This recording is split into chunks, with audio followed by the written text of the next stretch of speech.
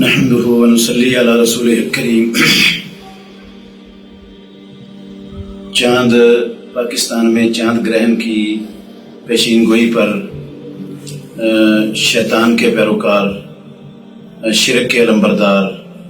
اور توہم پرست لوگ وہ متحرک ہو چکے ہیں مسلمان معاشرے کے اندر، اور شرک پھیلانے والے شرک کے رستے کھول کر شرک پھیلا رہے ہیں اور توہم پرستی کی دعوت دے رہے ہیں۔ اور بہت سے مسلمانوں کی اکثریت وہ اپنی کم علمی، کتاب و سنت کے فہم سے دوری کی وجہ سے وہ ایسے لوگوں کا شکار ہو رہے ہیں۔ تو یہ ہمیں اچھی طرح سمجھ لینا چاہیے کہ اسلام کے اندر یہ سورج گرہن یا چاند گرہن، اس کا نہ تو کسی کے احساسات پر کوئی اثر ہوتا ہے، نہ کسی کے خیالات پر کوئی اثر ہوتا ہے، نہ کسی کے جذبات پر اثر ہوتا ہے، نہ کسی کی طبیعت اور فطرت پر اس سے متاثر ہوتی ہے، نہ اس سے حاملہ عورت کا حمل متاثر ہوتا ہے، نہ وہ خود متاثر ہوتی ہے۔ یہ سارا جو ہے نا وہ توہم پرستی ہے، اور ضعیف الاعتقادی کی وجہ سے یہ توہم پرست طبقہ اور گروہ یہ اس طرح کی جو ہے نا لا یعنی اور فضول چیزیں مسلمانوں کے اندر پھیلا کر ان کو بھی توہم پرستی کے اس مرض میں مبتلا کرنے کی کوشش کر رہا ہے۔ تو رسول مکرم صلی اللہ علیہ وسلم نے جب آپ کی زندگی میں چاند گرہن لگا، قدرتی طور پر اسی دن آپ کے لخت جگر ابراہیم فوت ہوئے تھے، تو بعض لوگوں نے یہ کہنا شروع کر دیا کہ رسول اللہ صلی اللہ علیہ وسلم کا بیٹا فوت ہوا ہے، اس لیے سورج گرہن لگا ہے۔ تو رسول اللہ صلی اللہ علیہ وسلم نے اس سوچ کی سختی سے تردید کر دی اور فرمایا کہ یہ سورج اور چاند کسی کی وفات پر نہ کسی کی پیدائش پر گرہن والے ہوتے ہیں، یہ اللہ رب العالمین کی نشانیاں ہیں۔ اللہ رب العالمین ان نشانیوں کے ذریعے اپنے بندوں کو ڈراتے ہیں۔ تو جب ایسا کوئی منظر ہو، تم نماز پڑھا کرو، دعا کیا کرو، استغفار کیا کرو، صدقہ کیا کرو۔ خود رسول مکرم صلی اللہ علیہ وسلم جب تک چاند گرہن یا سورج گرہن رہتا، نماز کے لیے کھڑے ہو جاتے، اعلان کرواتے الصلاۃ جامعۃ، نماز کھڑی ہونے والی ہے، تو لوگ رسول اللہ صلی اللہ علیہ وسلم کے پیچھے نماز کا اہتمام کرتے۔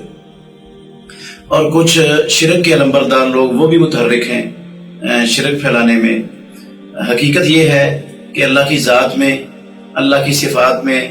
اللہ کے اختیارات میں اور اللہ کے حقوق میں کسی کو شریک بنانے کا نام شرک ہے۔ اور اللہ کی صفات میں سے ایک صفت جو ہے نا وہ یہ ہے جو رب العالمین کے ذات کے ساتھ خاص ہے، جو اللہ رب العالمین کے سوا کوئی نہیں جانتا، وہ ہے کائنات کے ذرے ذرے کا علم۔ جو کچھ ہوا ہے، جو کچھ ہونے والا ہے، جو کچھ قیامت تک ہوگا، قیامت کے بعد ہوگا، جو نہیں ہوا، اگر ہوتا تو کیسے ہوتا۔ علام الغیوب، کائنات کے ذرے ذرے کا علم رکھنے والی صرف کائنات میں اللہ رب العالمین کی ذات ہے۔ یہ اللہ کی خصوصیت ہے، اللہ کی صفت ہے، اللہ کی خصوصیت کے علاوہ کسی کی نہیں ہو سکتی۔ اگر یہی خصوصیت کسی اور میں مان لی جائے تو یہ اللہ کی صفت میں شرک ہو جائے گا، وہ بھی ایٹومیٹک رب بن جائے گا، معبود بن جائے گا، الہ بن جائے گا، اور عبادت اس کی شروع ہو جائے گی۔ جس طرح سورہ توبہ کی 32 نمبر آیت میں اللہ رب العالمین نے فرمایا اتخذوا احبارهم ورهبانهم اربابا من دون اللہ۔ اہل کتاب یہود و نصارہ اپنے مولویوں درویشوں کو رب نہیں کہتے تھے، صرف اللہ کا اختیار ان کو دیتے تھے، تو اس کو اللہ نے کہہ دیا کہ وہ رب بناتے تھے، اور رسول اللہ صلی اللہ علیہ وسلم نے اسی کا نام کہا فتل کا عبادت، تو ہم اسی کا نام ہے ان کی عبادت کرنا۔ تو یہی کام کرنے کی یہ چاند گرہن کے موقع پر یہ شرک کے علمبردار دعوت دے رہے ہیں کہ یہ جو سیارے ہیں، یہ جدی ہے، یہ فلاں ہے، یہ فلاں ہے، یہ زحل ہے، یہ مشتری ہے، یہ مریخ ہے، یہ اس حساب سے جو ہے نا وہ جو کالم بھی چھپتا ہے سنڈے میگزین کے اندر، تو جس کا یہ